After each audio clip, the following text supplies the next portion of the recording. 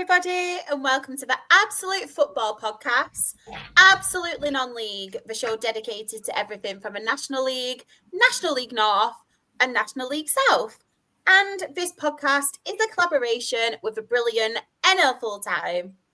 But got some football to talk about, and Ben, I'll start with you. How are you doing? You okay? I'm all right. Yeah. Nice. It's like the first time been back, I think, since we went to the FCAs actually. So again, I think for everyone that obviously has been in the chat and stuff, thanks for even getting us there. It was a great night. We missed our Shah, to be honest with you. She was a big part of why we got there in the first place. But it was great to share a night with everyone. So yeah, thanks for that. I'm doing all right. Football's very up and down at the moment, so there's not really too much to say other than that. I'm glad you're good, though. Morgan, how are you? How's your Monday been so far? Oh, Monday's been good. Yeah, work was pretty good. And I can't ever complain about football. We've won 6 in a row. And on Saturday, I got to meet our very own Rob, which was great, doing commentary for BBC Radio Surrey for the Aldershot game. So, yeah, I had a great weekend.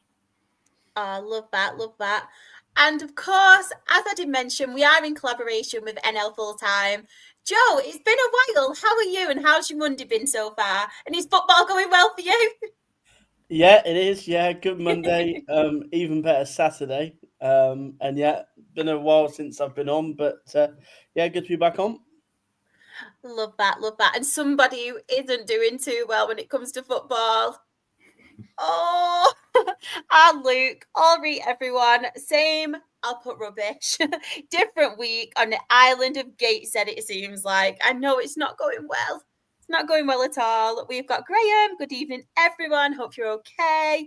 On the first day of Christmas, Absolute gave to me Charlotte and her team for non-league. I love it. I feel like I should sing that, but we might lose our viewers, so I will just leave it as just saying it. We've got Steve as well. Good evening. Do you know what? YouTube has changed everybody. So when their usernames used to come up, now it's different. So I need to get used to ROGs, but now with different names. We've got Danny. Evening. Morgan, can your team please stop scoring? Please, Morgan. Nope. Not going to Please. Please. I literally beg. I'll give you a tenner for Christmas. Make it 20. I'll meet Josh Stones on Wednesday. I'll injure him for you. No, don't do that. I'd feel bad. I do like Josh Stones. He's one of my favourite players in non-league. So, Chris, good afternoon from Charlotte, North Carolina. Hope the weather's a little bit better over there than it is over here, Chris. It's a little bit rainy up north, but when is it not? We've got in the chat as well. Afternoon all, checking in from Las Vegas. Have a great show. Trev, thank you, Trev, for coming on last week as well. You're absolutely brilliant, and I love it. We've got Johnny as well. Hi, Shah, Ben, Joe, and Morgan. Hope you're all doing well. It's been a while since I've been on. Sorry, guys, for that. I'm still recovering from soft tissue damage. I hope you're okay, Johnny. I really hope you're okay. We've got Luke is also put. York and Gateshead are the oppositions at the moment. One's lost 6 games in a row, and one's won 6 games in a row. Hopefully it'll switch, Luke, for our benefit. I don't think we'll be that lucky, though. And we've got Rich as well. Evening all, evening. Hope you're okay. So we will get on with the football chat. It is only the weekend's action I have done. If you do want to send in your match reports, anyone in the chat, if you have played during the week, you're more than welcome to. But yes, it is just the weekend's action at the moment. And this is a time of year where there's a lot of postponements. I mean, there's a match abandoned we will get onto. But yeah, a lot of postponements. So, Morgan, I'm going to come to you first. Anyone here you want to give a mention to? I feel like we can't talk about National League North this weekend without talking about Bedford, but Darlington. I mean, 7 goals. There was a red card in there as well. And Darlington won that late, scoring in the 90th and 95th minute. Bit of a chaotic game. They're up to 4th now. They're unbeaten in the last 6, won 5 of the last 6. We were talking about Darlington at a point of, it's going to be a bit of a nothing season for them. I think they were bottom half at a point. they've really turned their season around, going from obviously a bit of a nothing season. They've really turned their form on. Bedford, we know, score goals. Obviously, they've got that strike partnership, Tyrone Marsh and Jeffers. We know they score goals, but they're slipping down the table, down to 17th now. They've lost like 4 out of the last 5, haven't they, Bedford? Yeah, their form's really fallen off a bit. Like, they're scoring goals. You score 3 here, but if your defence is letting in 4, I know, obviously, and there's 2 very late on. I don't know if there were injuries and substitutions that might have caused that, but you've got to play the full 95 minutes if you're going to win a game of football in National League North. So good for Darlington to keep this winning run going. Starting to get worrying for Bedford, because we know they're not one of the biggest clubs in that league. When you look at some of the budgets of Fylde, of South Shield, some of the teams near the top, Bedford need to turn this around and need to get the goal scoring on par with their defending, or the other way around, defending on par with their goal scoring if they're going to stay up, really. Definitely. I feel like with that game as well, it had pretty much everything you want in a football match if you're a paying, obviously, fan. It had obviously goals, own goals, sending off, penalties. It was literally crazy, that game. But yeah, obviously, like I mentioned, Bedford have lost like 4 of the last 5 games. But to score 3 goals is obviously good against the Darlington side. It were obviously down to 10 men, and it was pretty early in the second half as well. I think it was 2 yellow cards for them. But I completely agree with you, Morgan, when it comes to Darlington as well. They're picking up form, and Chris has put Darlow lucky buggers versus Spennymoor with a late goal on a good run now. That's back-to-back weeks with Darlington red card as well, because we were talking about Scott Barrett last week getting sent off, so they need to sort out the discipline, but they're winning games. Definitely. And Johnny, I hope it goes well, your MRI. Joe, I'm going to come to you next. Anything you want to give a mention to on here? Yeah, there's 2 really that stand out. I suppose the one that really you got to give credit to is Merthyr. Continued to win. I think most people have them as potentially finding life in the National League North potentially tough first time round, but they're certainly not. 2-1 win away at Buxton, who I think most people had to be in and around the top 7. Really good result. The fact that Ricardo Rees wasn't on the score sheet and they still managed to win this game. Lewis Twamley was on the score sheet. I saw something earlier that a Merthyr fan said that he's been in over 50% of the team of the weeks already this season. So they'll be pleased to have re-signed him. And yeah, I mean, the other one that really stands out, sorry, Spenny fan Chris, is obviously the game that got abandoned. Yes. I mean, I suppose that's just Chester's luck at the minute that they can't buy a win, and suddenly when they go 2-0 up, they then have the game abandoned. Just their luck. But yeah, it's I think Sod's law that Chester will go and lose that game when it gets replayed. But yeah, certainly top honours, I think, to Merthyr. They are the surprise package this year.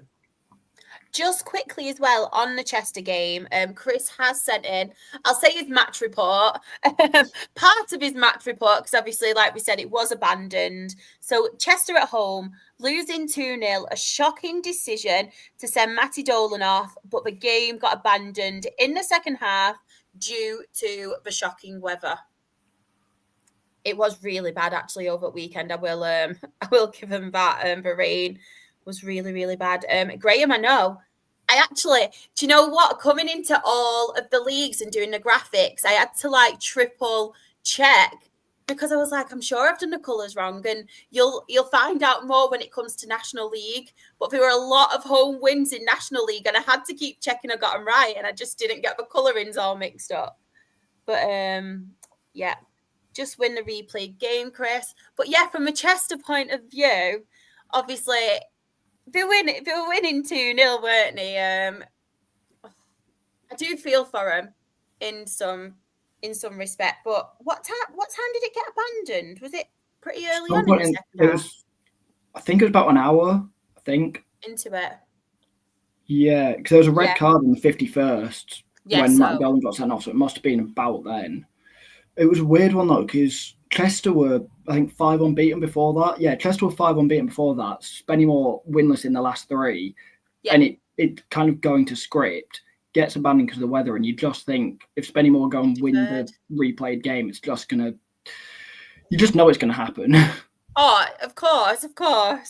And poor Chester fans, like Joel said, they just can't seem to get a win at the moment. And then when the luck is going their way, the rain's not on the side. So frustrating times for Chester.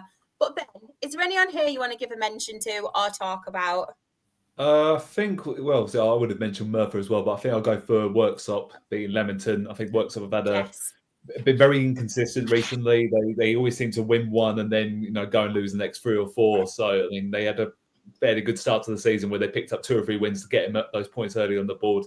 I'm going away to Leamington again. Like I say, they're right at the bottom. They're fighting for their lives, and you always say that they need to pick up on home form. And it's always a tough venue to go to, Leamington, because like I say, it's not like a lot of the grounds in National League North where you get your fans right on top of you. You're probably right close to the action. But for Worksop to go anywhere away from home and get a 2-1 win, even if it is against bottom of the league, but in the position they're in at the moment, they really needed that. So it's the big thing is now they need to follow it up again, because they don't want to go and lose another 2 or 3, because if they keep doing 2 or 3 and then only pick up the odd win, then there's a chance they'll probably go down with that. But if they can just get a couple of runs together where they can get 2 or 3 wins on the board, just slowly take it off those points, they'll get closer towards staying in the division, which is probably ultimately their aim for their debut season at this level. Yeah, definitely. Just on Leamington as well, like at the moment, they have played less games than Oxford City, who are 3 points ahead of them. They played 19 games to Oxford City's 21. But are any of you worried for Leamington? Because they seem to be really, really struggling, don't they, at the moment, in that relegation zone? I think they knew it was going to be a difficult season. I think it's always difficult for them that they don't have the finances to go out and buy players. I think on the NL Full-Time pod that Paul Holleran said that it was the hardest year of recruitment that he'd had at Leamington. Obviously, they lost Callum Stewart, who was banging in the goals last year for them, and they didn't really replace him. And they've lost a couple of key players throughout the season. I think they lost one of their centre halves the other week, who was really key last year when he came back to the club. So, yeah, it's going to be a tough season, but they knew that it was going to be that way. So I don't think they'll lose too much heart. And they've got a very good manager in Paul Holleran too. If they can turn it around, he'll be the one to do it. Yeah, of course. Just on the relegation zone as well, I know it was another postponement for them, but Hereford, they've only actually played 17 games. They have had a few postponements as of late. And I don't know if you guys agree, but even with Dale at the moment, I would rather have points on the board than have the games in hand, especially this time of the year. And it's getting to the nitty-gritty stages. And we all mentioned about Hereford and obviously the circumstances. I think we spoke about it last week, didn't we, Morgan, about them being obviously fan-owned still and that kind of structure and how they are struggling. But it's not good, is it, having all them games in hand, especially when you are obviously struggling as it is in the National League North.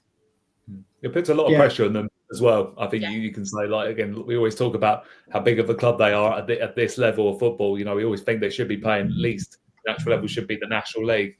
And, that's the thing. You always want to, like you say, Shah, I think you need to have the points on the board rather than the games in hand, because like I say, when the pitches start to get more heavier and, especially with the Christmas period where you've got more games to play, it's going to take out a lot. And and like a lot of teams at this level, they won't have the squad depth to compete with it. And that's what you always say. If you can get points early in the season, then that sort of sets the tone, and then you just want to get away from that danger zone as quickly as possible. But again, for a club like Hereford, that shouldn't have been the aim. The aim should be looking to at least get them playoffs, because they're a club that should be in and around there, but they've underachieved for so many years now. And it does get to the point where when the fans start to lose patience a little bit, because their ultimate aim is they'd love to get back into the Football League, but the way they are at the moment, they're way off it at the moment, and it is a tough division. Like, that's the thing this year, because it's so open, and you've got so much momentum coming out to promote a lot of the promoted teams. So they've got a very tough December on their hands, and Caddis needs to find a couple of wins from somewhere to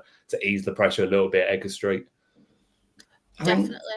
I think also I know we spoke about last week with like the finance side of it, but they're losing money when there's games not going ahead, and they get decent crowds in, especially for the level. So if they're getting 2,000 in, everyone paying roughly 20 quid plus food and whatever, that's a lot of money you're losing out on when you're trying to sign players to get your squad depth, when you're trying to do something to keep your pitch live, whether it's a drainage thing, whether it's doing what Dale are doing with those pitch covers, whatever it is, try and get games on. You need the money to do it, and with them being fan owned, they don't have that big backer that other clubs do. So it's just this vicious cycle that they've hit December now. 17 games played. They need to catch up. They need the money to do it. They need their players to stay fit. They need squad depth. It just seems like it. I don't think they're going to go down, but it's just they've hit December at a really bad time where it could only get worse. December and January could hit them really badly, and by February they're looking at still 4 games in hand. They've had 1 or 2 bad injuries, and you don't know what the weather could be like we've had snow in April at times. Like, you don't know how bad it's going to get moving forward. You want the points on the board, especially with how bad it can get. Definitely. The only promising thing about this weekend was obviously, although they had their game called off again, the teams around them, like your Alfretons, obviously Peterborough Sports, who are out of a relegation zone, are doing very, very well. Obviously, we did speak about them last week as well. Some of the teams around them obviously did get called off as well, didn't they? Obviously, the Southport Alfreton game was massive, really, at the bottom of the table clash, but that's the only promising thing, really, because surely they need something to change with that, because they cannot have all of these games in hand, because like you said, Morgan, as well, it's getting to the point where they need points on the board, don't they, especially in a scrap like this. But yeah, hopefully they can get a game on soon and it does turn around for them. Anybody else got any they want to give a mention to on here? I feel like after we've mentioned the Peterborough game, obviously playing South Shields, we have to talk about one of the other title contenders in Fylde. They win, 100%. They go top. Luca Thomas, 100%. I don't know if everyone's seen the interview he's done. It's a really, really touching interview where he's talking about his sister who passed away. So I'd really recommend listening to that. They've got, saw them put it on their Twitter, it's their club record 9th straight away league win. He's up to 22 goal contributions for the season. He's a really, really talented player. We had him at York, and I just feel like he deserves a bit of a nod on here after doing that interview that came out just before the game and came out Thursday or Friday last week, talking about his sister who passed away, and then he goes and scores a couple of days later. I feel like he just deserves, Fylde just deserves a bit of a nod after that, because when other teams aren't playing because of the weather, to go and win, take advantage of it, go top. It's going to be a tough title race, but you want to be top for as long of it as possible. Definitely. I just wanted to obviously point this out as well. Matt has put a quick mention for Rolly Howard, who passed away recently. He managed Marine for an incredible 33 years, from 1972 to 2005, a proper legend of the club. Oh, such sad news, but what a legend. An absolute legend. Joe, have you got any you want to give a mention to, what we've not spoke about, or any talking points in National League North? Yeah, I mean, I suppose we haven't really mentioned the fact that there was one home win, Kidderminster, who themselves have not had a lot really to shout about, certainly in a positive sense recently. But yeah, they got a good home win, 3-1. I saw that Charlie Cooper made his debut for Kidderminster after being recalled from Hereford and scored an own goal on debut. So not the start that he would have been hoping for. But yeah, I mean, Kidderminster have been struggling to score goals and win games. So any wins are a bonus. Not surprised to see Michael Giassi on the score sheet. I was a little bit surprised that Kings Lynn let him go, to be honest. Certainly to a team that you'd imagine they'll be fighting against to get in the top 7. But yeah, he's obviously off the mark now. And yeah, I think that takes a bit of pressure off Adam Murray as well. There's certainly quite a lot of pressure on him, given the job that he's under and the pressures from being, I think, most people's favourites to at least be up there at the end. Definitely agree with that one. And yeah, the only home green, I don't know if it's because there's a lot of yellow on, but I didn't see that green. I think it all blended in. Ben, any others on here you want to give a mention to? I would probably say for Redcliffe, that's probably 2 points drop for them against Telford. I think when you look at the standards they've set themselves this year, they've been like a force to be reckoned with, in and around the playoff area pretty much since the start of the season, to be honest. And they took the lead twice and let it slip sort of in the last 10 minutes. I think Telford finished with 10 men in the end, but again, it was close to the end of the game, so it wouldn't have made a huge difference. But I think, they might be a little bit disappointed because this is the thing. Obviously, like we were talking about surprise packages. Obviously, them and Merthyr have probably been the two sides we probably didn't think that would be in and around the top 7 at this stage of the season. But but again, look, it's so tight in that division, and look, they get another win, and suddenly they're pushed right up. It's so close in that top 7, like at least between sort of around third to 7th. So it's not the best afternoon for them, but like I say, it's another point on the board for them, and they're still grinding out results because ultimately, I think they're still, as a club of their stature, they'll probably still look at get 50 points, and then anything else for them is a bonus. So I'm sure John O and Bernard will be thinking exactly the same. So but it's still another point on the board, but I think they'll be a bit disappointed around that. Yeah. Another draw as well. Obviously, Macclesfield won, Scarborough won as well. Just wanted to point that one out. Aled as well in the chat has put big game this weekend with first versus third. Fylde versus Merthyr on Saturday at 3. I know we don't do score predictions usually on here, but I'm going to ask you all, who do we reckon are going to win that one, or do we reckon a draw out of Fylde and Merthyr? Morgan, I'll come to you first. Fylde 3-2. Both teams have goals in them. I think it's obviously Fylde just won 3-1. We know Merthyr have goals in them with Ricardo Rees and Lewis Twamley. I think Fylde have enough experience and know-how. Craig Martin's a great manager. Obviously, Luke Thomas is too good for this league. I think Fylde will edge it in a close 3-2 win. I like it. Ben? I think, again, I go for Fylde as well. I think that there's going to be just a little bit too strong. So these are the sort of games I think Merthyr could fall in, to be honest. It's good all beating the teams that are near the bottom, but I think Fylde have just been a different kind of force this year, to be honest, and they're looking to bounce back and get to the National League. But at home, I'd expect a comfortable home win, but I think 3-1, I think I'll go for. Joe, are you sticking on the Fylde train, or are you going to be controversial on here? Well, I mean, I might as well somebody back Merthyr, and I. I mean, why not? Merthyr just gone away to Buxton and won. I mean, I think it'll be a really good game. I mean, we talk about how good both teams are going forward. Chances are it'll probably end 0-0. Now you've said that. At least Luke will be happy. But I mean, Merthyr, I think even though Merthyr are third and are sort of having to catch up Fylde, I don't think there's any pressure on them at all. No. They can just go there and have a right go. Why not? Let's back Merthyr. I'll go 2-1. I'm going to go with Merthyr as well.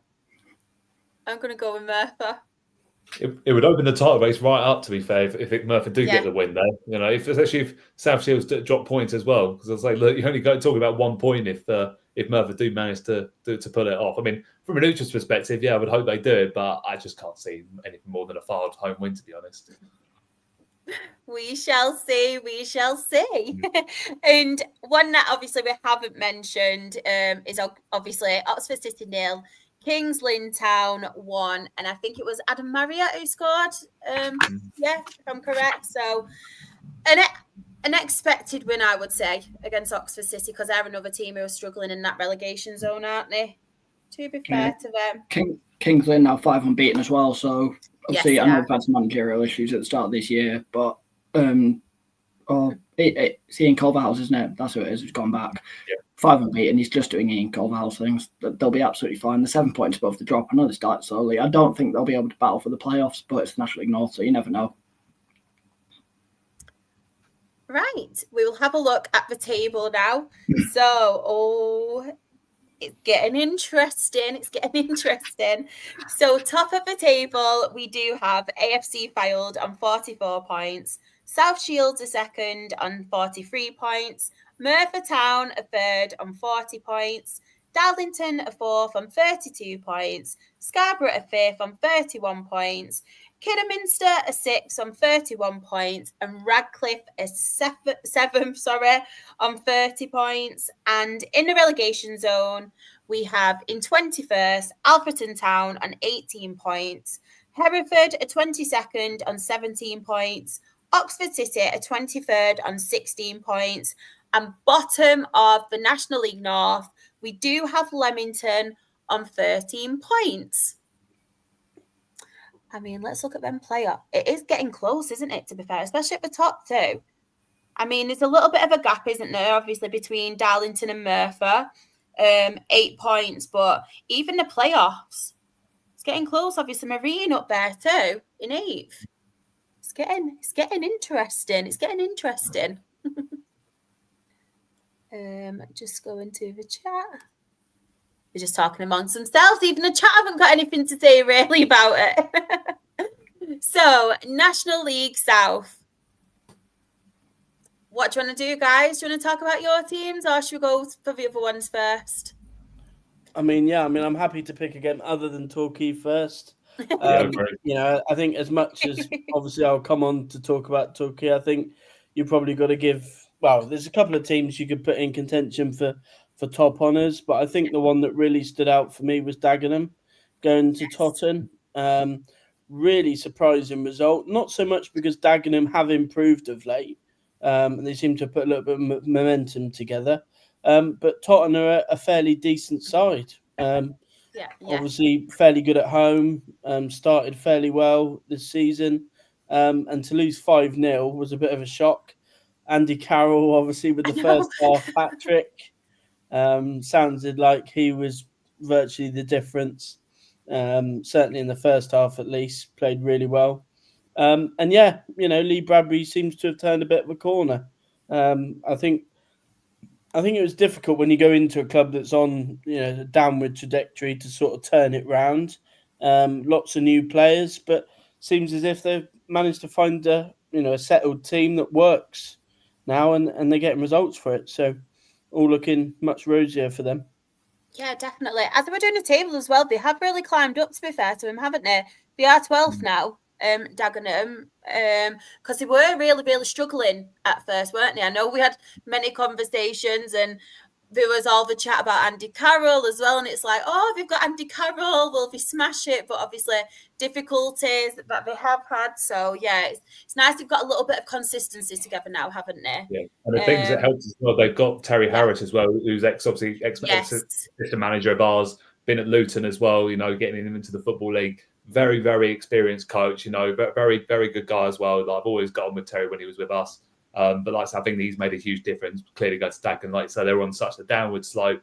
He's come in and sort of helped maybe stabilise the ship a little bit, and obviously, maybe guided Lee Bradbury as well a little bit, because maybe he just needed that little bit of extra experience behind him. But to go away from, I think Tottenham were apparently lacking on numbers. I think they had a lot of key players missing, a lot of their firepower missing. But even then, for Dagenham to go, which again is a difficult venue, because at the start of the season, I think they've gone nearly a whole calendar year without losing at home. And, they've gone there and won 5-0. And now Andy Carroll's starting to show what he's all about now, I think, isn't he? We've started to see a little bit more of what he can do. And we know he'd have some say in the season. Like I say, it's only one game. It'd be interesting to see if he can carry this on at his age. But, let's say it's a terrific win for them. Completely agree. Ben, I will come to you next. Any on here you want to give a mention to or talk about? I think there's so many you could pick up for different reasons, but I think just because it's a perfect example of 7 days is a long time in football. You look at Eastbourne Borough getting absolutely smashed at Torquay last week, and then following it up with and obviously all the news about their players refunding the supporters that went there. They've gone and obviously now, knocks Hampton for 6, which is, inevitably ended Alan Julian's time at Hampton, which I'm a bit gutted for, because, I like Alan as a coach and as a person. I think he's, for the resources he's had there, I think he's done a great job. But I think results speak for themselves, and they really have struggled, and they're conceding a lot of goals. And Hampton can't really afford to slip back into the Isthmian League, to be honest. So I'm not surprised they've made the change, but there is that part of me that feels a little bit sorry for him. But but you got to give credit to Tommy Woodrington. He would have felt that quite badly last week, and probably a new low point for them in the season for Eastbourne, for the standards they had last year, and obviously this year being a completely different scenario. But to almost make up the goal difference they lost, in the space of one game, fair play to them and a test of their character as well. And yeah, that's a huge 3 points for them. I think Hampton got lost in their maze. Graham's put. Morgan, any on here you want to give a mention to? As many as you want. I mean, there's a couple that I feel like we should talk about. The first one I'm going to speak about is the other high-scoring one, Worthing 5, Hornchurch 0. Hornchurch obviously started brilliantly. They were top of the league for quite a long time. We were thinking, are they going to come up? Daryl McMahon's done a fantastic job down there. They've got a really strong squad, to be fair. Because they got Josh Reese, didn't they, in the summer? So was one of the best attacking midfielders in the National League last year to get them down to the National League South. They were absolutely flying. But Adam Hinchelwood does it again. What's that, 9 straight wins, I think it is? Might be 7 or 8, but they've not failed to win a game except that cup game since he's gone in. Brad Dollahan's got 2 more. They're just absolutely flying. And yeah, they just deserve a bit of a mention. I know Hornchurch, they've had a great start, but Worthing are up to 4th, I believe, now, and they just deserve their bit of a shout out because they've been absolutely fantastic, and this might be the time that Adam Hinchelwood gets Worthing promoted into the National League.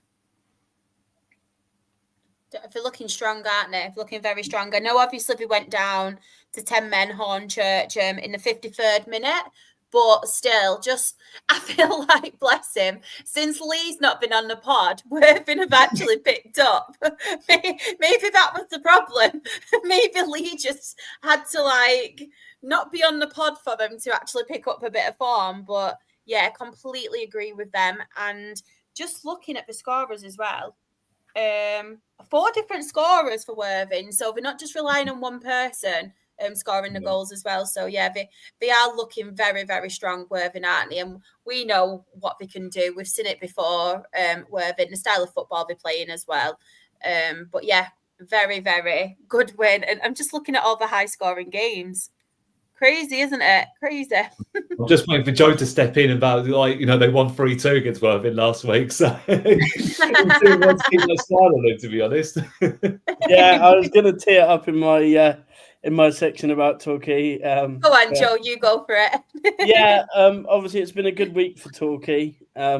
Sort of shown all the good bits from us. Obviously that big win against Eastbourne last weekend. Obviously winning 7.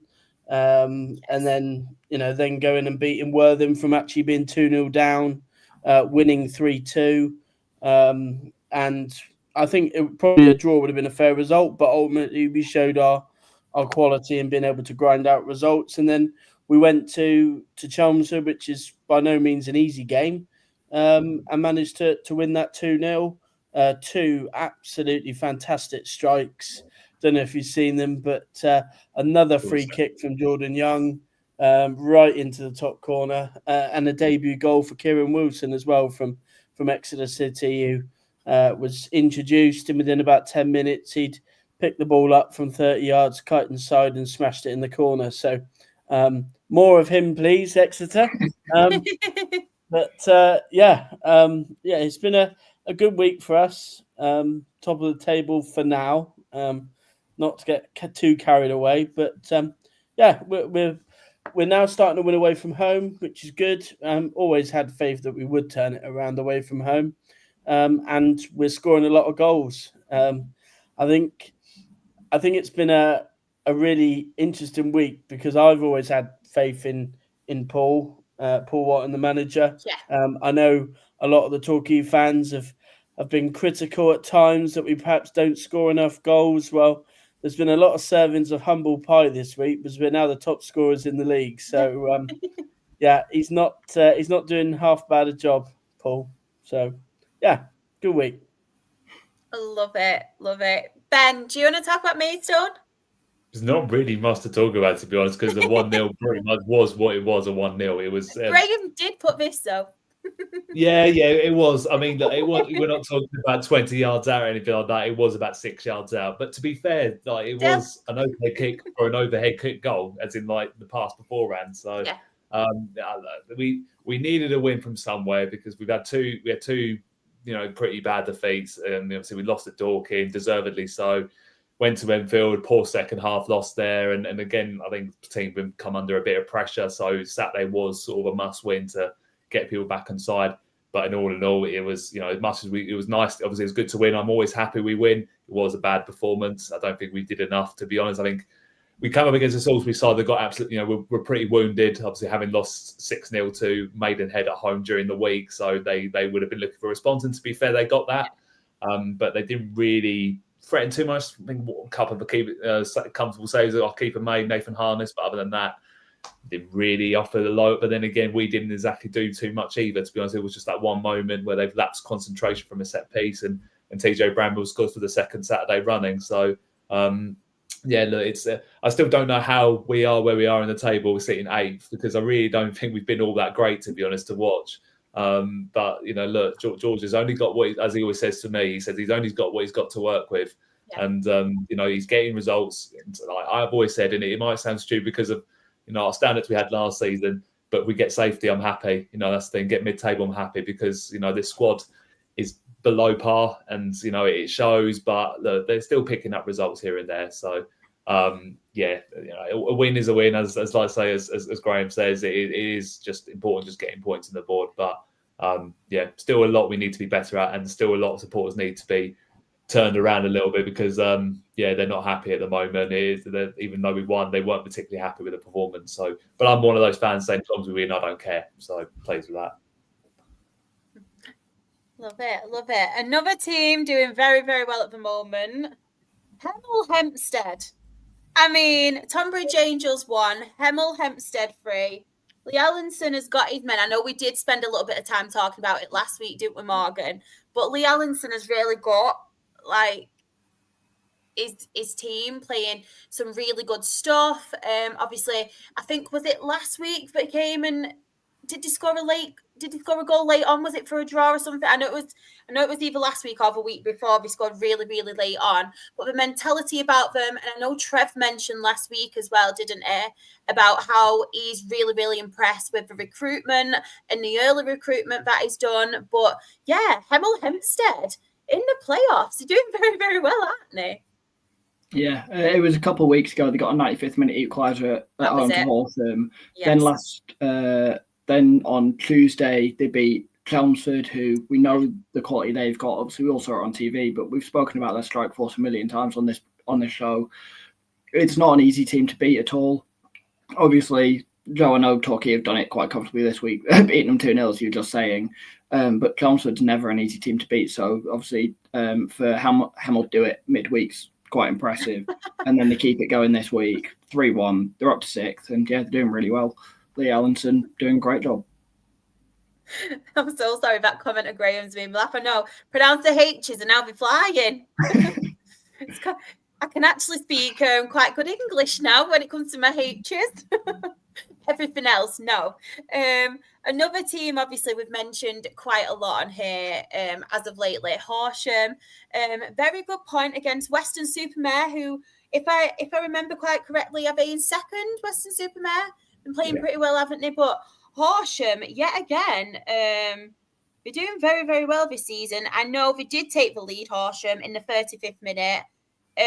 Not long after halftime, Weston-super-Mare did get the equaliser, but they did have a man sent off. But yeah, doing really well, aren't they, Horsham, at the moment, especially against quite a strong Weston-super-Mare side.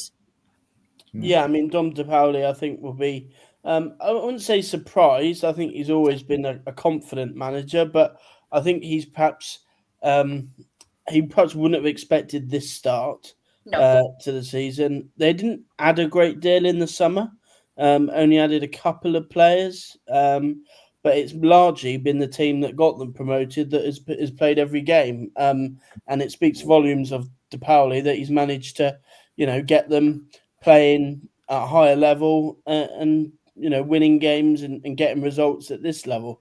So yeah, I mean, I think they probably would have aimed for, let's just be safe mid-table this season, and potentially going into the new year they may have to readjust their ambitions for the season, because I think they'd quite fancy themselves to have a little push for the playoffs.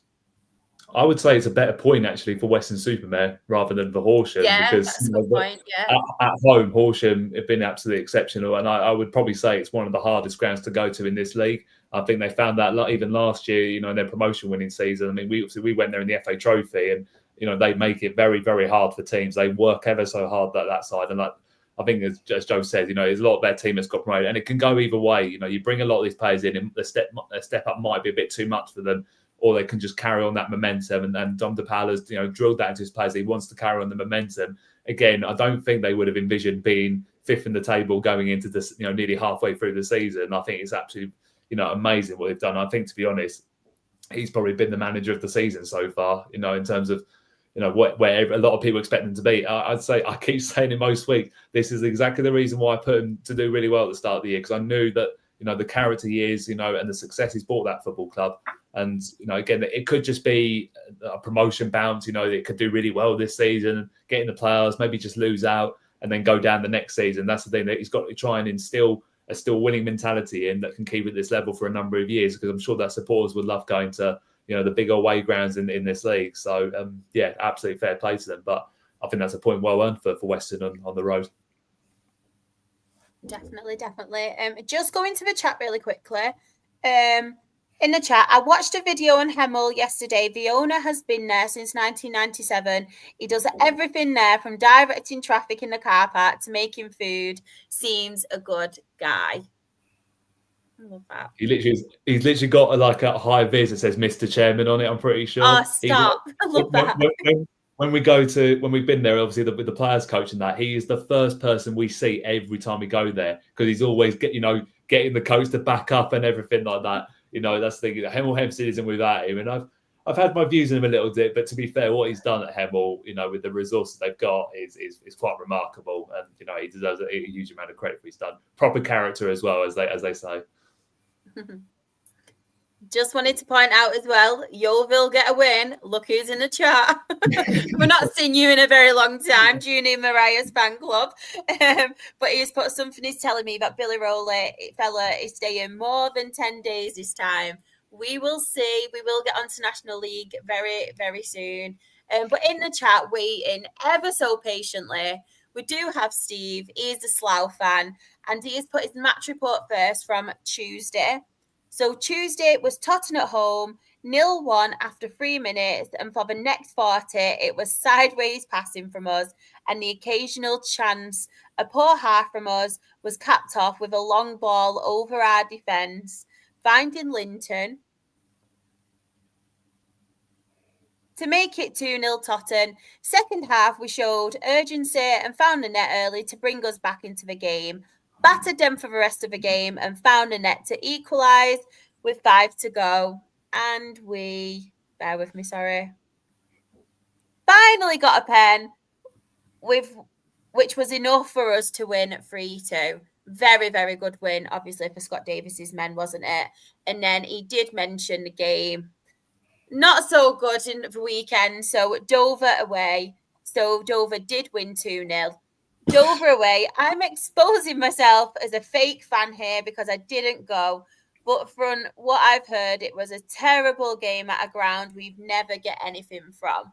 Oh, it doesn't make you a fake fan if you can't go. Don't worry. Things come up, don't they? I just didn't want to go to Dover to watch us lose. Knew the score before the game kicked off. What are we making of Slough? Yeah, I mean, it's going to be tough for them for the rest of the season. Yeah. And I think Scott Davis appreciated that before the season kicked off. They always lose their key players every season. And you look at all the players that they've brought in, largely from steps 3 or 4. And obviously, we've just seen Hampton get smashed 6-0 and lose their manager off the back of it. And they've similarly had to go down that route in bringing players up through the levels. So, yeah, I mean, they're always going to play good football under Scotty because he's a good coach, but ultimately he doesn't have the resources of other teams. So I think it is going to be a tough one for him. I think the aim is just to stay up. I think that's the aim most seasons for them. That's just the way it is. So yeah, I mean, I'd like to see him stay up because we all like Scott Davis. We do. And yeah, it'd be nice for them to stay up. They're going to go about it in the right way. They'll probably play some decent football. Yeah, they just need to grind out those wins at home. I think they're better at home than on the road. So yeah. Ben, did you have out to say about obviously Slough and Scott Davis? Do you think they'll be fine? Do you think they'll struggle? I mean, he's experienced enough to know what's required, and he's not one that will throw in the towel or lose his head or anything like that. He's very calm at what he does, and he's been in this situation before. Like I think we always say that Slough are one of the clubs in the league that punch above their weight. They haven't got one of the smallest budgets in the league, and as Joe says, they always lose key players to the bigger sides every year. Yeah. And they always have to keep rebuilding, and it will get to a point at some stage where, unless you tie players down for longer contracts, it will catch up on them a little bit. I hope personally they don't go down because obviously, we're big fans of Scott Davis and what he's done for that club. Kept him in that league for so many years, and still, very useful to them on the football pitch as well. So it is going to be a tough battle. But then again, there are sides that get dragged right into it. With the likes of your Farnboroughs who've not been at it and doing surprisingly terrible for what I expected. Enfield as well, but then again, they've had a bit of resurgence. Tunbridge getting slipping into there, and Bath and Salisbury. So it's still only December, so they've got a lot of time. They're not even halfway through the season yet, so it's plenty of time to fix the problems there. But I think where they normally are, this is probably a lot lower than they probably expected to be. So it is going to be tough for them. But if anyone's going to pull them out of it, it'll be Scott Davis. Just wanted to quickly mention Maidenhead. We haven't talked about them yet, but Alan Devonshire's last game in charge. Obviously been there for a long time. I think it was 913 games he's been in charge. So obviously to go out with a win is perfect. Obviously they had that big win against Salisbury as well in midweek. I would imagine that they'll give the job to Ryan Peters now, his number 2. It seems like for years he's been sort of primed to be that one to take over. Obviously we wish Alan Devonshire well. I'm sure he'll still be going down to Maidenhead to watch as a fan. Can't keep him away from the football. Yeah, it was always going to be it was always going to come to a point there where it sort of needed to happen, to be honest. And I think that's the thing. The way it's been done, they've given him the respect it deserves. They haven't sacked him. They've said, look, leave in your own terms. And the best thing is, it's clearly motivated the players because they've gone and won 2 games in the week, scoring 9 goals in the process, not conceding a goal. So he's left them in the best possible place, to be honest. And if it is Ryan Peters to take over, then, like I say, he would have learned a lot from him over the years. I think as a player and also as a young coach as well. But yeah, for the job he's done there with the limited resources, they were always in the National League favourites to go down every year, but they always managed to stay up. And I'll take my hat off or my flat cap off to Alan Devonshire. I think he's done a tremendous job, and I think he can sort of just go and as Sir Alex Ferguson would say, get to enjoy watching them rather than suffer with them. So. I think he'll be in that sort of mindset. But yeah, what an incredible job he's done there, and a proper English footballing legend. Obviously with West Ham, and a real cult hero for non-league football as well. Definitely. Just wanted to point out as well in the chat. I did have this comment starred. Reese has put Enfield Town on a great run of form. They are, aren't they? Obviously unbeaten in the last 3. I know I don't want to speak too much about it, Ben, because I know they did beat obviously Maidstone, didn't they? It was worse as well. The fact it was one of our FA Cup heroes, Lamar Reynolds, that scored the winning goal. So that one hurt a little bit because I love Lamar's to pieces, I do. So it wasn't nice, but look, they deserve to win tonight. They have had a good resurgence, to be fair, and there is some fight still in that team. So, there might be a start for a little run for them. Who knows? Starting to score goals as well, aren't they? Because obviously the Farnborough game, obviously beating them 5-1, and then obviously went on and scored 2 against you guys, and then picking up that draw against Bath at the weekend. So yeah, comebacks on. And just one more we haven't really spoke about is obviously Dorking losing away at Chesham. We love Mark White here, don't we? It's just not been a normal Mark White season. We've not really spoken about him as much as you'd expect with how they're not They're doing okay. I mean, they're in the playoffs, but they've not exactly been lighting things on fire. They've got a +5 goal difference. They're just about in the playoffs. They're doing well enough. They've got enough quality. Like Jason Pryor's still there. He's still one of the best players in the National League South. They have quality, but it just, I don't know, I thought we all had higher expectations for Dorking this year, and I think Mark White probably has higher expectations for himself, the club, the squad. I don't know what's going wrong at Dorking this year. I don't know if it was just that slow start due to his ban or what's happened, why they're losing games to Cheshire that you, on paper, expect them to win. So it's just, we love Mark White. We want him to turn it around, but I'm not entirely sure what's going wrong or what needs to be fixed for it to go right. Yeah, I mean, I think some of the things which potentially we highlighted before ball was kicked might be coming true a little bit. Yeah. I think certainly in my preview before the season that I said that I didn't think Dorking had actually brought in enough players during the summer. I think they only signed 3. And, you know, they are a team, for whatever reason, that do seem to pick up injuries. They've obviously got a couple of players out at the moment. Alfie Rutherford's out with an injury. He's going to be out for a while, probably not back until at least after the new year. So, yeah, they had a very depleted squad on Saturday. They had 1 or 2 of the youngsters from the youth team on the bench. And obviously they're relying on the likes of Jose Marquez, that obviously played at the weekend, to sort of patch the squad together. So, yeah, I think they are going to, obviously they did actually bring a player in today in Jack Young, obviously that was at Dorking last season. So, yeah, they're certainly light on the ground as it is in terms of numbers. Right. Let's make a start on this. So the National League South table, and it's very good for your viewing, Joe, anyway, isn't it? Can we leave this slide up for the rest of the time? Yeah, we will.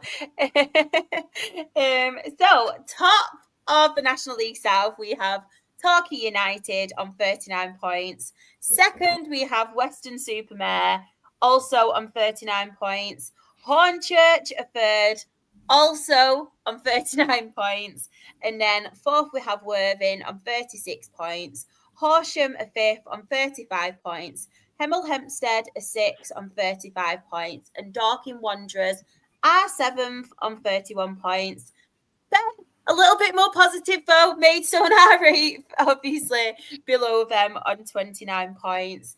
And in the relegation zone, unfortunately, 21st we have Slough Town on 18 points. Hampton and Richmond are 22nd on 17 points.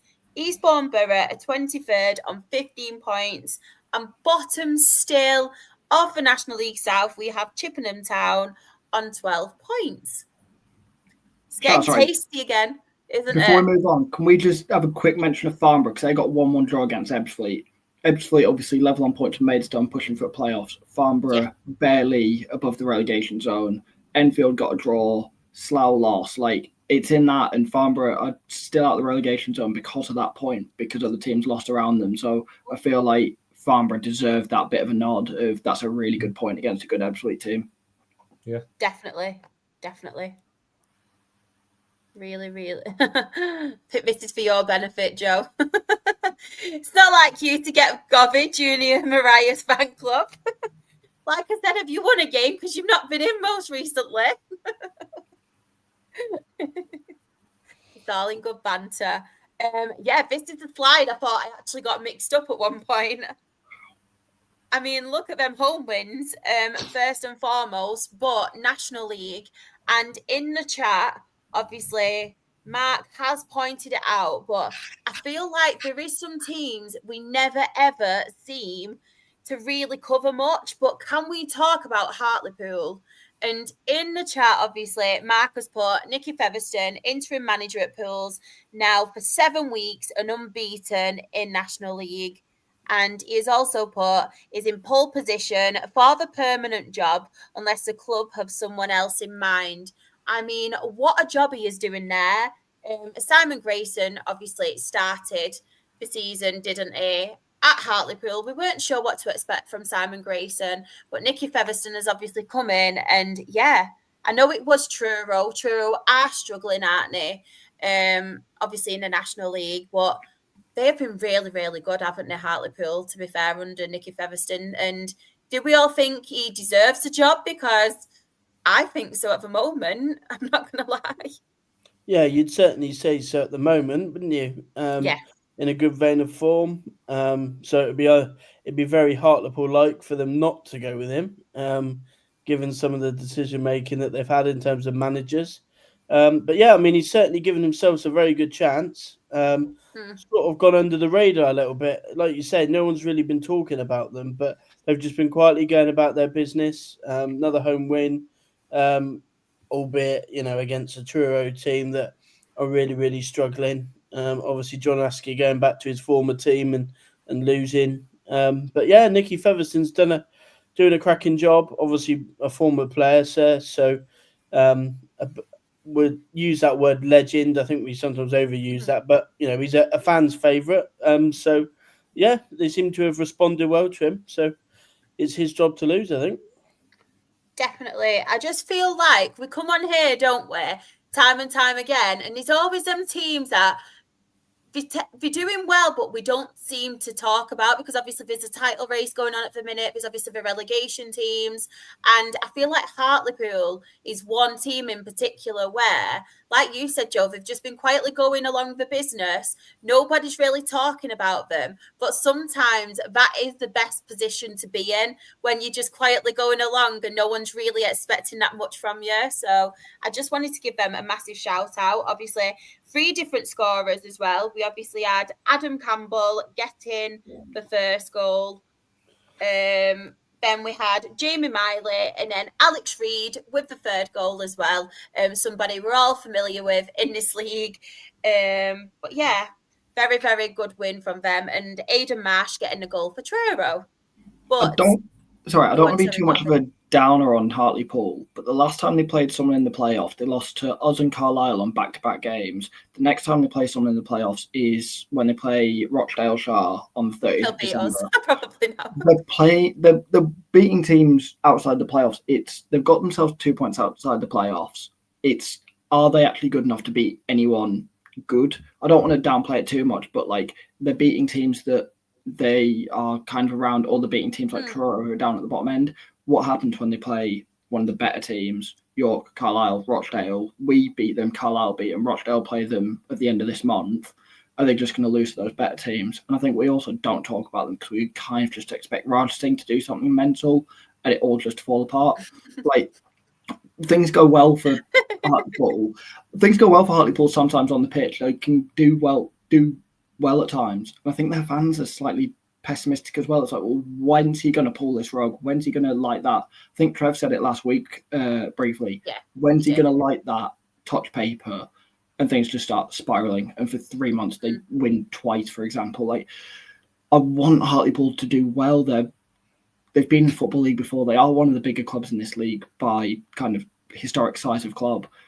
But there's always just that thing in the back of everyone's mind of, yes, it's going well. When does it go wrong? Because I think it's hard to be optimistic about Hartlepool in the long term. I don't think there's any sort of York rivalry, so I don't want to be biased at all. But I just don't want to be too optimistic about them for too long, because Featherstone's done a fantastic job beating Truro, this long unbeaten run. But when they play someone good, they lose. And there's always that thing of they've got one of the worst owners in the National League or in non-league football. When does he pull the rug and it all goes wrong and they're spiraling and maybe players aren't getting paid or something goes wrong? So I'm happy for Hartlepool in the short term, but at what point does it go wrong? Yeah, I get that. The only thing is, Morgan, as well, I know you mentioned about them not beating the top teams, but we've got to take into consideration as well, when they play us, we're not at home because we're having pitch work done. So it's looking likely that we'll be playing at Accrington Stanley. So it sounds mental, but it's pretty much like an away game for both of us, because we're not obviously on our home turf and we're not used to that at the moment. And it's a little bit unsettling for Rochdale at that point, because we won't be at the Crown Oil Arena, Spotland, whatever you want to call it. Still Spotland to me, but we'll call it the Crown Oil Arena.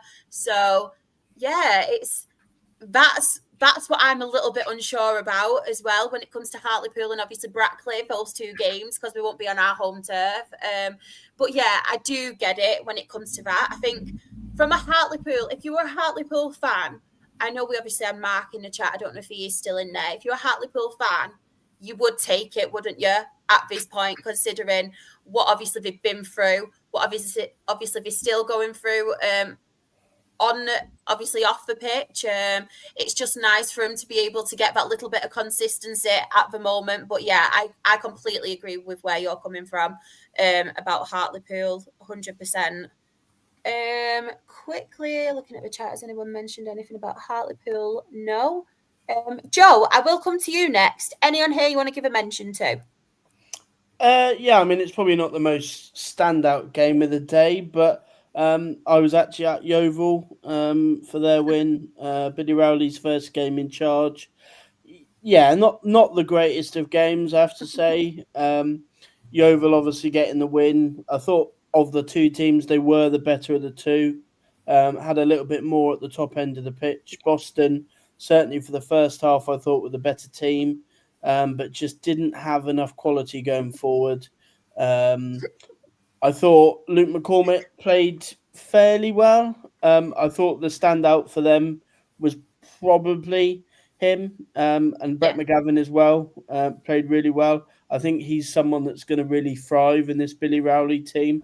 The fact that it's so, possession heavy and all about trying to play nice football, because he's such a lovely passer of the ball. And I think Yeovil fans have certainly taken to Billy Rowley fairly well. Not sure we can repeat his post-match talk in the dressing room, but it seems like he's a bit of a character. Met him after the game as well, and he said that ultimately they didn't play the best, but they got the wins. That's the most important thing. Nice short trip to Hartlepool now for them. Ultimately, if you're a new manager, you don't really care about how you play as long as you can get a couple of wins on the board early, and that's what they did. Definitely. And in the chat as well, apparently Hartlepool are going to get destroyed by them. We will see. Oh, I will offer my children to wow. I mean, love it. That really cracks me up. Ben, any on here you want to talk about? I was going to pick on Neil Ardley's Woking. I think their resurgence has been nothing short of remarkable, to be honest, considering I think this come a couple of months ago, they were sitting almost above the bottom 4, if not in the bottom 4. So, in fact, they're sitting, 10th now in the division. I think they're not a million miles off the playoffs now. So they are in a good place. I mean, it was Oliver Sanderson and Josh Kelly penalty that got them the 3 points. And again, against a stubborn Brackley side who, won't let anyone roll them over. But yeah, I think you got to give Neil Ardley, like I say, a huge amount of of credit for what he's for turning it around there, because I think it could have been so easy for the board to go look for for where they should be as a club. They shouldn't be in the position they were, but they've stuck by what is an experienced manager. He's been at this level before. He's been at some good clubs at this level, and yeah, I think he's done really well in that to get him in the position they have at the moment. They're getting back to where really they should be in the league. So, but yeah, 2-0, can't complain about that for them. That's probably one of the best outcomes could have been. Morgan, I'm going to come to you, but we're not going to talk York or Rochdale yet. We're going to talk the other games. So have you got any on here you want to give a mention to? That's absolutely fine, because I had 3 lined up and Ben took one of them with Neil Ardley's resurgence. I think they're 9 unbeaten as well, Woking. They've been excellent. Very hard to beat Neil Ardley side, so yeah, fair play. That last playoff spot, as Danny's mentioned, it's a bit of a chaos race because Wealdstone are there, Hartlepool are there, Woking are there. There's a few teams that I think Solihull are in there with their Chris Millington resurgence. There's a few teams that are like knocking on the door. I think Southend are going to be too good, but it's a bit of a weird like mini table in there. The game I want to talk about is Altrincham Scunthorpe though. Yeah, because so tough for you as buzzing as me when this result were coming through. Well, Scunthorpe have kind of fallen apart in the last few weeks. I don't really know what's happened there. Obviously, Altrincham, they had Phil Parkinson. He was there forever. He went and was like, how's this going to go? And they have been really good in the last few weeks. Altrincham. Let me just get up their recent form. They've 5 of the last 6. No, won 4 of the last 5. Sorry. Yeah. They lost to Slough in the FA Cup, but since then they've beaten Boston, they've beaten Truro, they've beaten Brackley. Like, they beat 3 teams that are down there. Lose to Southend, which you could kind of expect, but that comeback against Scunthorpe's really, really impressive. 3 very late goals. Was it 88th, 91st, 95th minute to come from behind is a really, really good win for Altrincham there. Scunthorpe winless in 3 now, starting to get a little worrying for them. They're kind of falling away in terms of the top teams. They were in that kind of title challenge. They're 7 points behind Bournemouth and 9 points off top now. I expect them to get playoffs. Andy Butler's doing a fantastic job. Yeah. They've got a very good squad around them. Alfie Beeston, great player. I think it's Tom Ewing in the middle of their midfield. Ollie Ewing, sorry. Very, very talented player. They've got enough quality to get into the playoffs, but I think they could almost be penciled in for 6th at this point. I know they've only played 20 games, but I think after 46 games we'll be seeing them in the same place of 6th. They're good, but you can't collapse like that if you're really trying to prove yourself as one of the best teams in this league. Yeah, I mean, I think with Scunthorpe, they have had a really good start and they have overachieved on certainly where I expected them to be. Obviously, I had them right down at the bottom in our predictions that we did. Obviously, Scunthorpe fans were very chirpy in the first couple of weeks. I haven't had as many DMs in the last couple of weeks. All gone a bit quiet, but I think they're the one team that you'd say maybe might drop out. Whether they can keep it up, I don't think they've got the depth of other teams. No. And that's why they're ultimately going to fall short.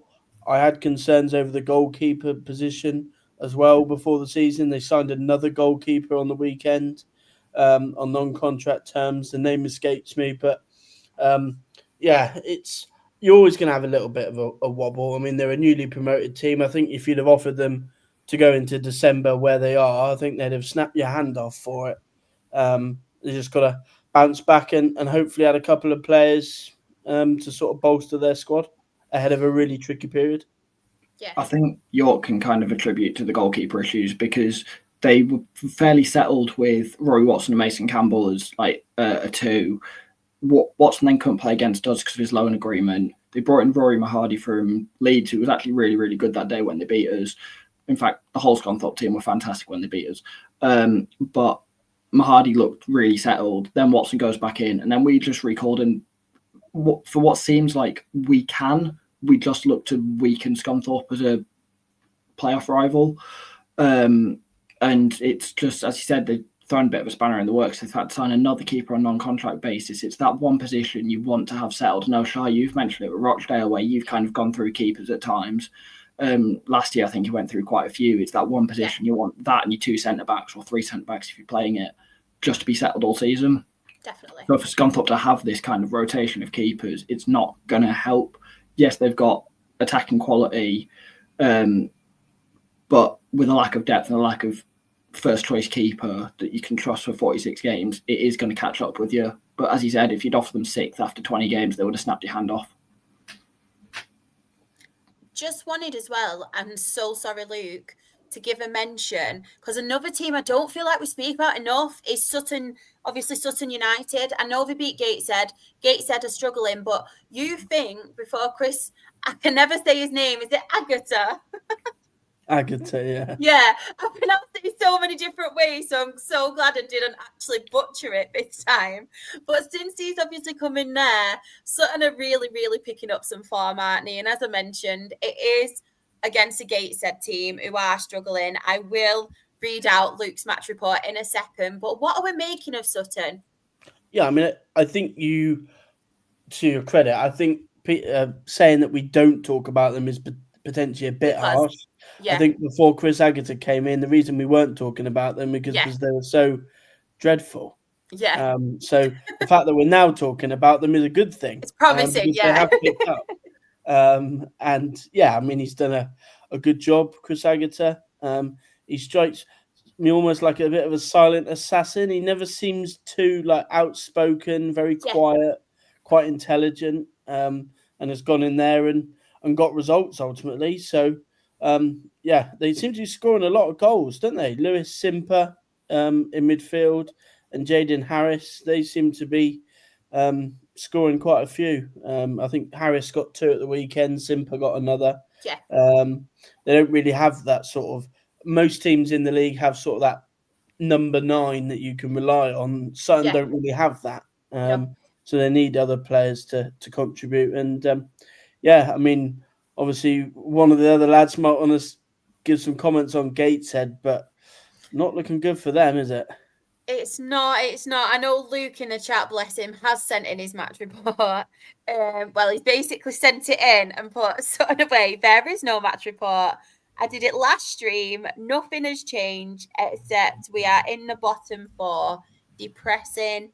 And he's also put about, obviously, if they do go to Walsall in the FA Cup on Sunday, Christ, it's going to be slaughtering out there for us. Wish us the best. It's just not. Did I see somewhere that they had a home attendance of something like 500? Yeah, last week. Yeah, we spoke about it last week. It was 500. Yeah. I think there was a couple hundred away fans. I can't remember who they were against last week, but it came to about a total of attendance about 700, 800. It was really, really poor. I mean, I know, some teams don't have the biggest of attendances, like Boreham Wood are never usually that big in attendances, but 500 odd, it's quite an indicator of how bad it is, isn't it?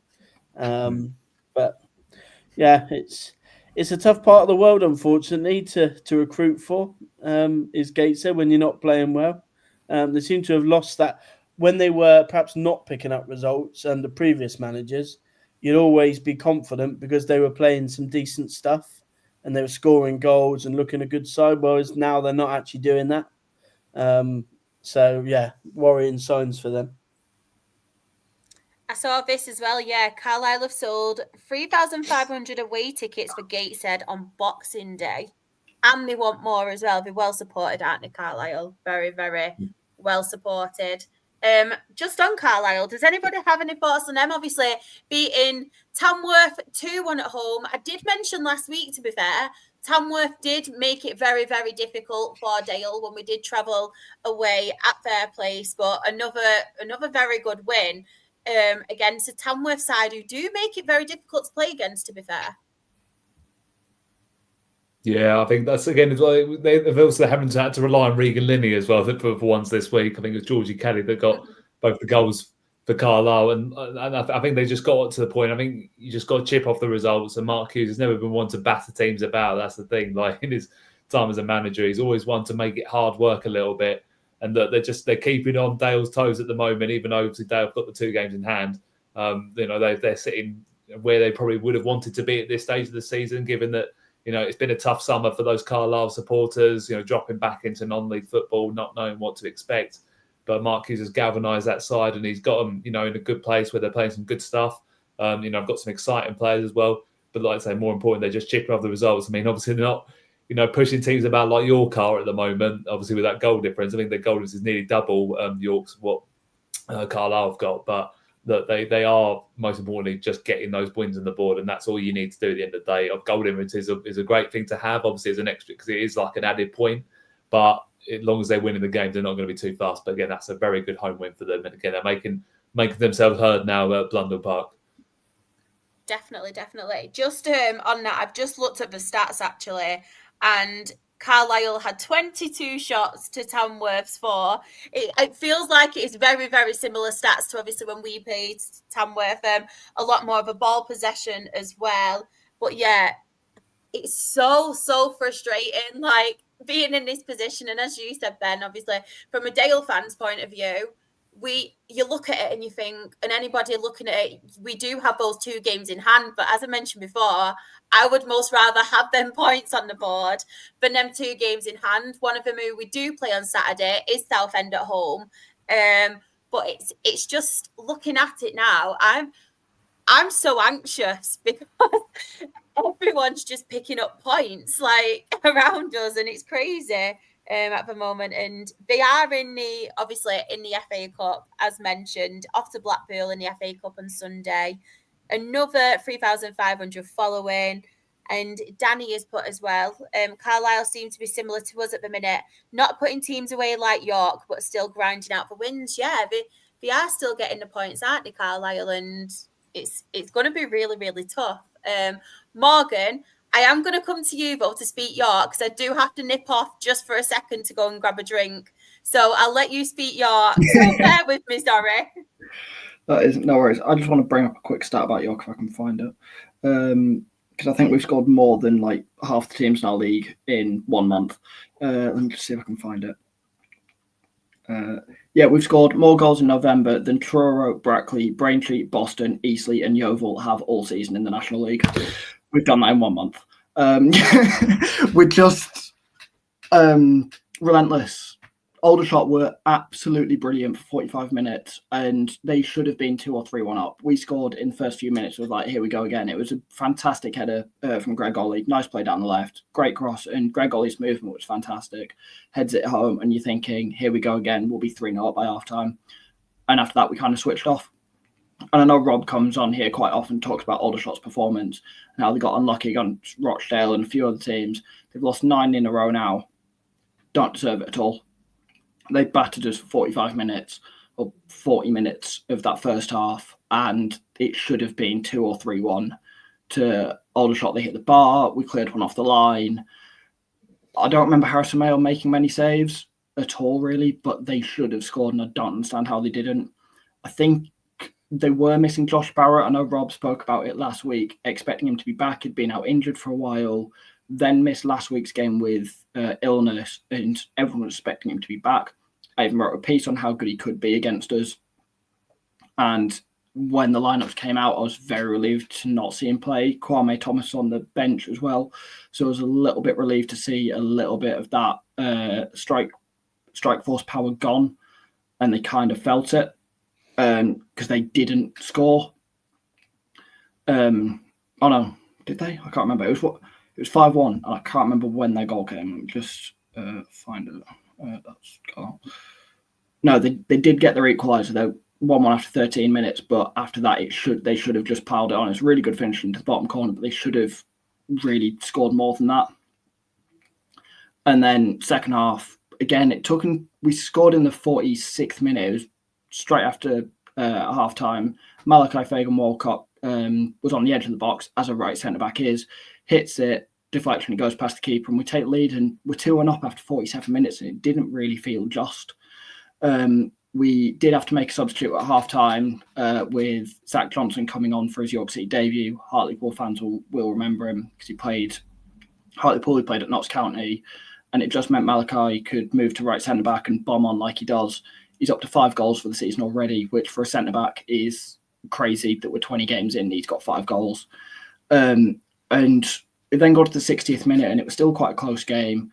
And we then make the sub that changed the game. Joe Gray comes on for Joe Felix, and he scores a hat-trick incredibly quickly, 64, 75, and then he gets the penalty in the 89th minute. And with Ollie Pearce being taken off, Alex Hunt gives him the ball and lets Joe Gray get his hat-trick, sorry. And his pace just ruined them. Their left back just could not cope. And in the end, I think it was Matt Penny got sent off. No, sorry, it's Archie Taylor got sent off. 2 yellows. They were both yellow cards. And it was just one of those games that our depth just showed, because if it's not Ollie Pearce, who didn't score, it's not Josh Stones, who ran himself into the ground for however long he was on the pitch. The 80 minutes, he ran himself into the ground. We've got so much attacking quality. We can bring on a right wing back who we get from Hartlepool in the summer, and he changes the game in half an hour, scores a hat-trick, and we win 5-1, and everyone's looking at, we're fantastic again. We were the second best team for 40 minutes of the first half. Should have been 2 or 3-1 down, and instead we win 5-1. I'm just putting some of these up for you, Morgan. I think he's trying to trigger you again. Trying to trigger everyone tonight. I'm waiting for my turn. Yes, where are Yeovil in League? Are the 20? Oh no, we've scored more goals this month than Yeovil have all season. So I'm not gonna. I'm not. I don't need anything else. I did see it. someone retweeted that stat that put up in that. I think it was that York has scored as many goals this month as Joe Nuttall has in 4 seasons. Something like there was quite a few Joe Nuttall stats flying around Twitter in the last few days, because when Morecambe came here, he was giving it all the big to the South Stand. And there was one stat that Ollie Pearce has scored as many goals in a season and a half at York as he has in 10 years as a professional footballer. We've just been ripping Joe Nuttall and due to our attacking quality, but it's a lot of fun. I'm waiting for it to go wrong against someone. I don't know who, but I'm just waiting for it to fall apart against someone. Rochdale will win, Carlisle will win, and we'll be 4 points off top without knowing. I'm waiting for it to happen. Sorry, just got to pray, haven't you? You got to manifest. Shai, you're going to win the league. I'm saying it now. No. Rochdale going to win the league. No. You know what we're like. You know what we're like, and obviously the pitch situation. So I'm not getting ahead of myself. I think it's PTSD from last season, honestly, in that Southend game. But hi, Steve. Hope you are okay. And yes, home teams were on fire in the National League. They really, really were. Well, I've got it the same. Like, we got 96 points last year, scored 95 goals. I'm not saying we're winning the league. Like, yeah, we're looking good, but after last season, I cannot get carried away and say we're going to win it. There's always going to be someone better. Like, I hope we do it in the playoffs, but until we're actually over the line, I'm not saying we're going to win it. Got to take into consideration at the minute as well, our keeper's out injured. Don't know when to. Was he injured? Ollie Watmuth, from Manchester City. They're thinking he might be back for the Altrincham game, which is just before Christmas. But yeah, we've actually got a lad in called Broom from Bolton. Everyone's going to take the mick out of me now, and I would say Bolton in the chat. But yeah, we do actually have him. And to be fair, can't really judge his performance from the game on Saturday because he didn't really have much to do against Eastleigh. They didn't really have. I'll just quickly speak about our game while we're on it. They didn't really put him under any pressure whatsoever. It was all Dale. We controlled a lot of the ball like we usually do, a lot of the possession. And our problem was first half, we just couldn't score. Like we had corner after corner after corner and we just could not score. And then eventually, obviously, Taryn Elarakia scored. The first goal, it did come off one of their players, I will admit. And then another Taryn Elarakia goal. I think the first goal was actually gave us an own goal. But then Taryn, again, scoring. But you've got to remember as well, Taryn Elarakia is going off to AFCON in January as well. So it's one of them things where we're losing players, but we did just sign Ryan Galvin on loan, obviously, from Barnet. I know a lot of Halifax supporters were saying he's a very, very good player. They've obviously know him quite well from his Halifax days. But yeah, it's one of them where I'm still not getting ahead of myself because I know what can happen and I know injuries occur. And obviously we do have one of our games in hand on Saturday as well against Southend. So yeah, I'm just taking each game as it comes. I really, really am. I was a big fan of Galvin though when he was with us, like because he's got a wicked delivery he has, and also becomes actually a threat inside that 18-yard box. As a sort of a wing back, he likes to get forward. He does. So I think in that sort of Dale side, I think he suits into their system really well. So I think that's a very smart signing, and you just hope that it might even just be to the end of the season. To be honest, if you can get a good couple of months out of him, but no, I think that's a really good sign by Jim McNulty. To be fair. Another positive as well, obviously we mentioned Ryan Galvin and I mentioned about Taryn Elarakia, but this man was back and I agree with Danny.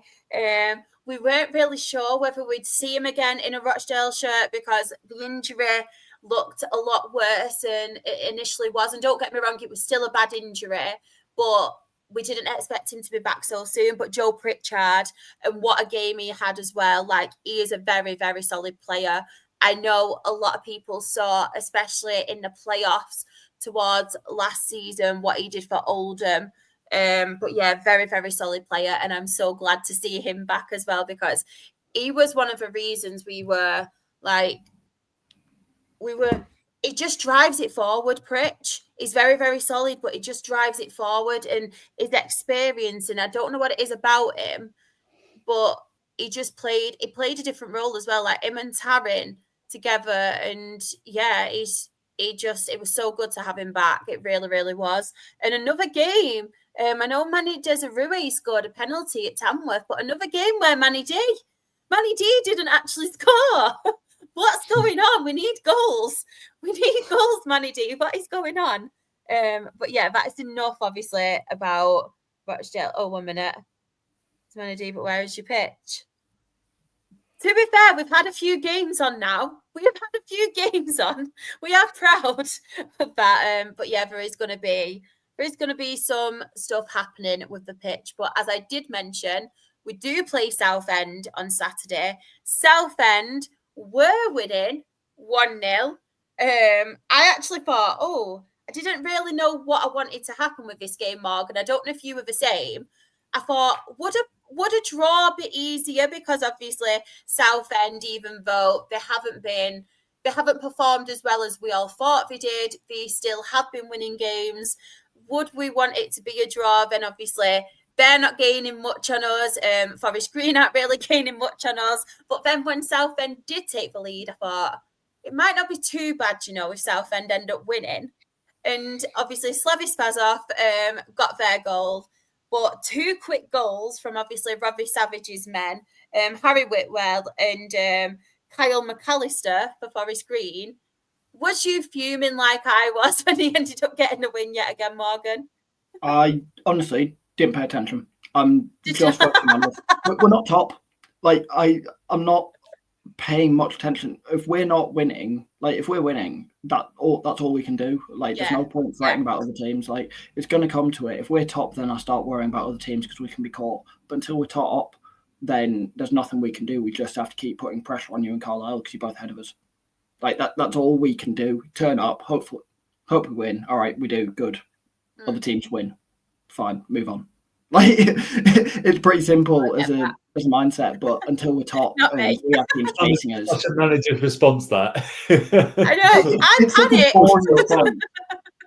It's such a boring response, but it's there's nothing we can do. There's no point me worrying. It's we don't win, or we win, the other teams win, so fine, we're not top.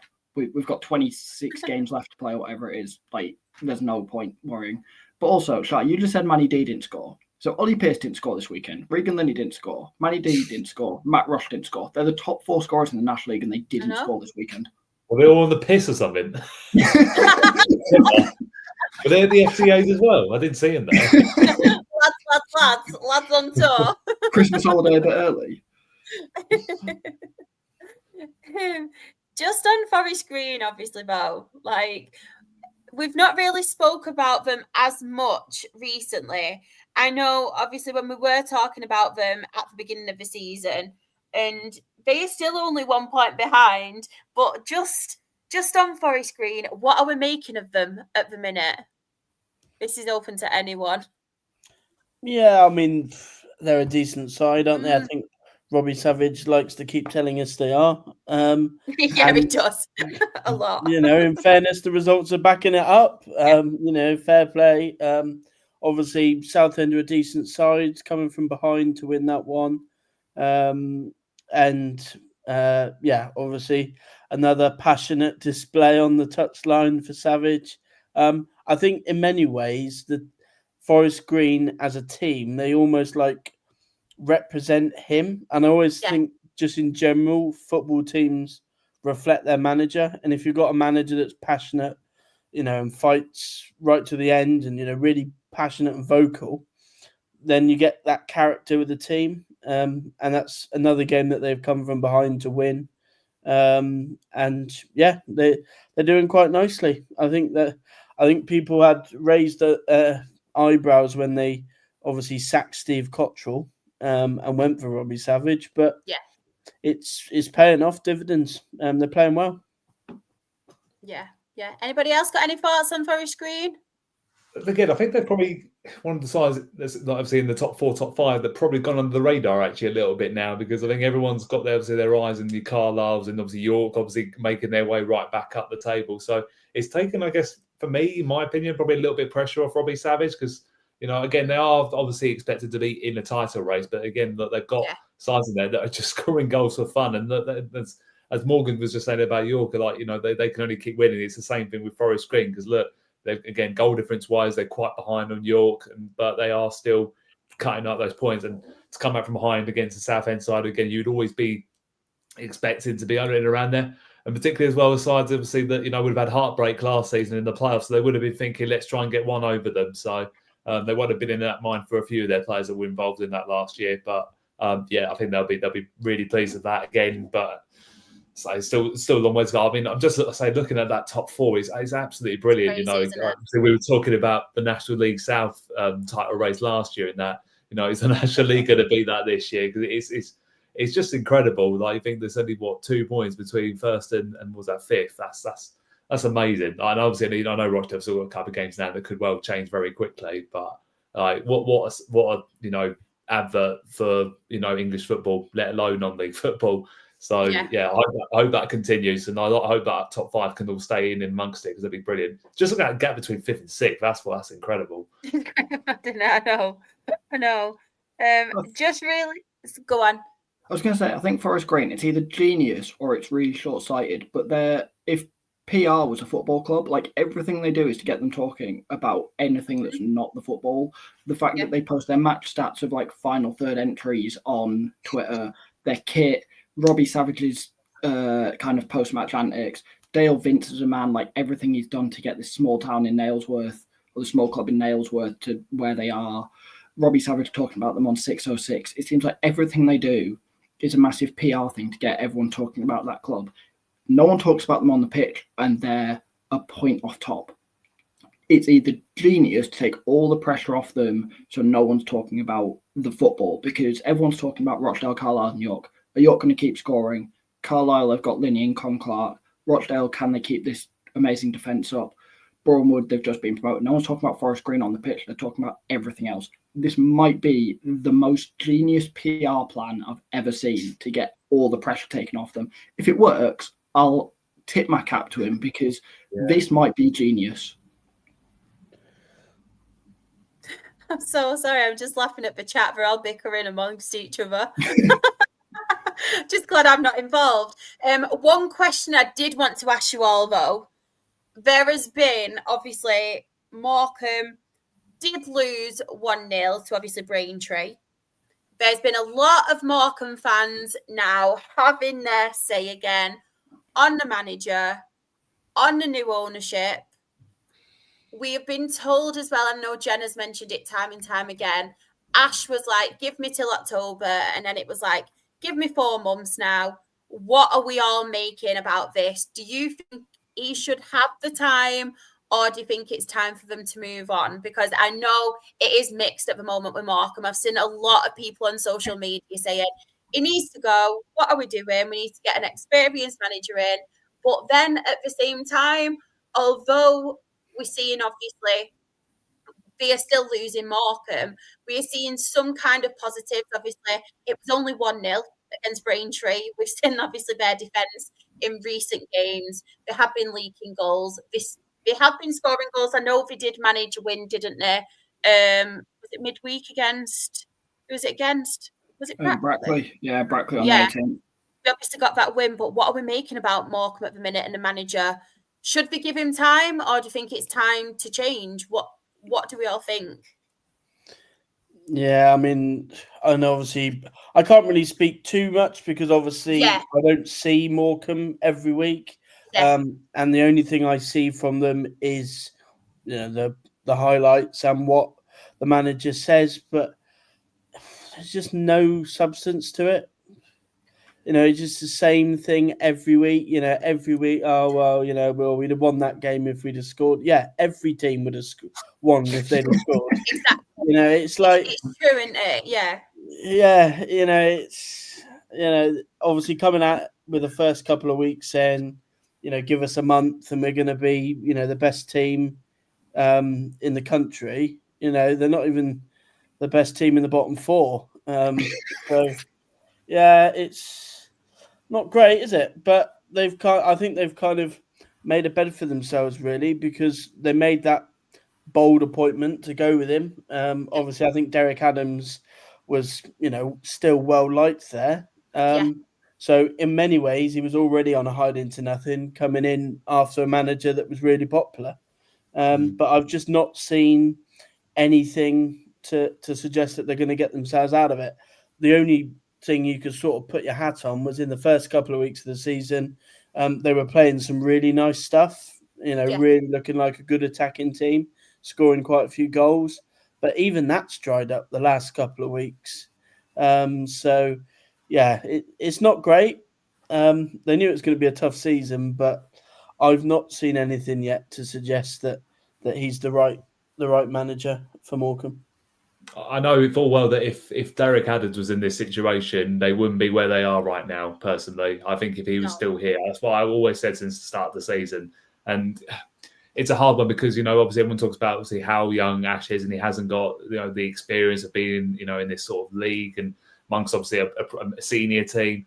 But then again, you look at someone like, Billy Rowley, obviously, who's gone at Yeovil. He's coming from, 2 divisions below. He was like 3 divisions below not that long ago. Really good young coach. Come up, already got his first win under his belt for Yeovil. Again, they're a hard crowd to please at Yeovil. But then, you have got the experience of, say, John Coleman that's gone into Aldershot. Obviously, it's not gone to plan for them so far. They're in a very bad place at the moment where I think they could go down. So it is a difficult one. I think personally, if you're going by, let's say, the goal they conceded on Saturday against Braintree, which was a calamitous goal, obviously, from Jamal Blackman trying to play out from the back, they lose possession and they concede a very, very soft goal. And if that's the way it's been going for them, then I think you have got to start looking at the manager because it is his tactics. If that's the way he wants to play and it's not getting the results, then they have got to look at something different. In the National League, don't get me wrong, the standards got so much better. Everyone wants to play football, but at the same time, you need some big lumps. You need some people to just throw some elbows in, and try and rattle a few. That's how you get out of this league, by being physical.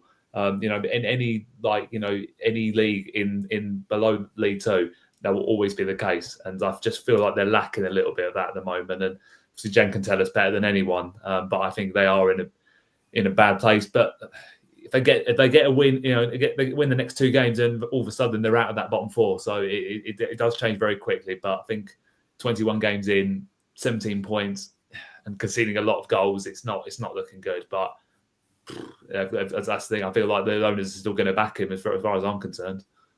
I think Ben summed it up quite well there, that as good as the attacking play is, ultimately in this league, you need your centre halves. I mean, I think, was it Morgan that said it, or it might have been Newshire earlier in the pod, that a goalkeeper and 2 centre halves, that's the basis for your team.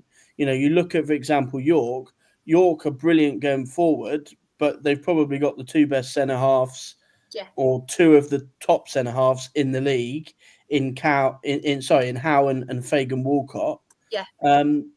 And you've got to have a decent defence to work from. You can't just go and outscore teams. Ultimately, that's not going to win you games at this level. So,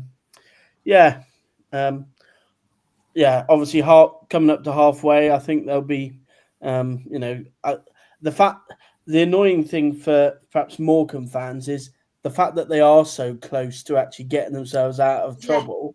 They're almost like, oh yeah, well, we'll stick with him because it will eventually turn and we'll turn a corner.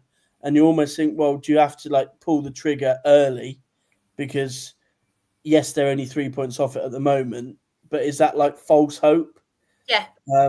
You can almost think, well, we're not actually that bad because we're not actually that far off it. But obviously the performances haven't been good. No, Joe, I think you summed it up perfectly when you said earlier in the season they were scoring goals. It was all right, cool. They had, was it those 2 games where they drew 4-4 and then won 4-3 the next week? It was all right, they've got this attacking quality. I don't know, some Morecambe fans have mentioned how good Jack Nolan is, but in the last 2 games they drew 0-0 at home to Yeovil and then lost 1-0 away at Braintree. That's completely dried up. Yeah, they got a 2-0 win against Brackley. They've got 1 win for every month we've played this year. They've got 1 in August, 1 in September, 1 in October, 1 in November. That's not good enough. Obviously they're in the bottom 4. They're going to go down at, if the season ended now, they'd be in National League North next year. They've got to pull the trigger. I don't know who they go for someone lined up. I don't know who's out of a job at the moment off the top of my head.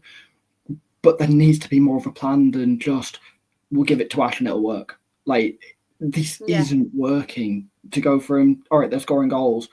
Oh, we need to be more defensively solid. They do need to be more defensively solid. Conceding 1 in the last 2 games is pretty good, but they've got 1 point to show from it. It's not good enough. I don't know how. Well, I say I don't know how they fix it. They get rid of Ash. They admit their failure. They admit it's gone wrong. You look at almost every other team in this league have changed managers at some point. Solihull last year under Matt Taylor, they lost 13 in a row or something silly. They changed Chris Millington. They're on 27 points and they're looking pretty solid. Like, teams can change manager. Like Nicky Featherstone, we spoke about him earlier in the pod. Hartlepool looking fantastic. There's teams that have changed manager. Boston last year, Graham Coughlin came in and Boston went from 12 points adrift to safe and having a fantastic second half of the season. Sutton, we spoke about, Chris Agata. You just need to pull the trigger. And I think it would just revitalise almost the entire club of, okay, these owners aren't completely stubborn, because they've come in, spoken this, done all this big talk of we're going to be amazing, we're going to do all this, and they're just going, they're doing back-to-backs at the moment. Yes, you saved it from Whittingham, who was completely killing the club. Staff weren't getting paid. This isn't much better. Like, yes, people are getting paid, but they're getting paid to completely underperform. Morecambe should not be a 6th-tier team, and at the moment they're sleepwalking into it. Yeah. I think what worries me as well for Morecambe is the fact they should be beating some of these teams around them as well if they've got any chance of getting out of relegation.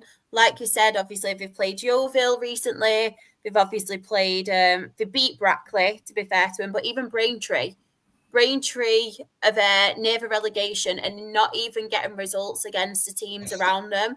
And they need to. Like, these are 6-pointers for them. And not just that. Like I mentioned before, it's like, is extending the time limit. Like, give me a month. Give me till October.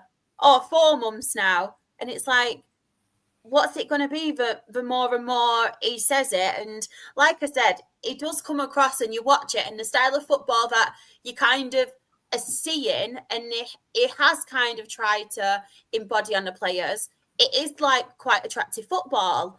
But at the end of the day, that's drying up, like you've all mentioned. That's drying up now. And they seem to be a little bit more better now defensively. But they need to be actually winning games now and getting themselves out of trouble, because they need to be really, really careful, because, like we said, they are only 3 points off safety now, but people are going to start picking up the points. Like we've said with Sutton, Morgan, we mentioned about them, haven't we? And the teams around them, like Yeovil now, they've got a new manager, they've got a win, and it's just going to get to a point where it's just going to keep putting another time limit on and another time limit on, and then it's going to be too late. It's going to be end of the season, isn't it? And it's just, like we said, Jen will obviously have a view and know a little bit more better, but social media in particular, Morecambe social media, has been quite negative recently on the Ash situation. So I just wanted your opinions as well on it. Yeah, but I think just quickly, I think Morecambe are now getting into the situation where it's a little bit similar to Aldershot, whereby I think they are still playing some decent stuff, but because they are conceding so many goals, they go from being a fairly decent attacking team to actually then struggling to score. Because if you're a striker in Morecambe or Aldershot's team, you're in the situation where you could think, well, I've got to score the chances I get because I know we're going to concede 3 or 4 defensively. So it then dries up at the other end. Because I still think Aldershot are better than, I know they're 23rd, but I think Aldershot are better than they're seeing. But because you're bad at one end, it then puts pressure on your forwards. Yeah. You think, well, I've got to take me chances because I know we're going to concede 3 or 4. So yeah, it's a difficult spiral, isn't it? But yeah, I suppose they're still within touching distance, so just got to try and make that change. Yeah, definitely. Hopefully we will pick up, but like we said, it's just not looking It's just not looking likely at the moment, is it? But the National League table, so top of the table, we have Rochdale on 46 points. Carlisle a second, also on 46 points. York City a third on 45 points. Forest Green a fourth on 45 points. Boreham Wood a fifth on 44 points. Scunthorpe United, they are sixth on 37 points. And Southend United, they are seventh on 35 points.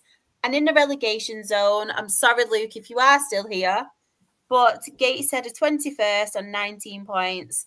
Morecambe are 22nd on 17 points. Aldershot are 23rd on 13 points. And Truro City are bottom of the National League on 12 points. Just really, really quickly in the chat, we have Rich has put playing lovely football because York promotion last season as one's teams like Boston, Alty, and Oldham learn how to beat it. Bang on. Yeah, you need like it's nice playing nice football, and we beat Aldershot 7-2 last year. We put 3 past Gateshead without really trying. We lost games that you shouldn't have. You need to be able to do both, and Morecambe seem to be, we can play some nice football. How do you go away to Braintree? Like Braintree play some really ugly football, but they stayed up last year because they knew how to do it. Ben, you said it earlier, you need some lumps. Like you just need some people that can kick you. And it's why Oldham went up, it's why Barnet went up, because yes, they could play some nice football. They knew how to turn it on in the right circumstances. You need that manager that goes, all right, Sam, this is going to be a tough game. We're just going to have to win 1-0, 2-0, get out of there. Morecambe aren't doing it.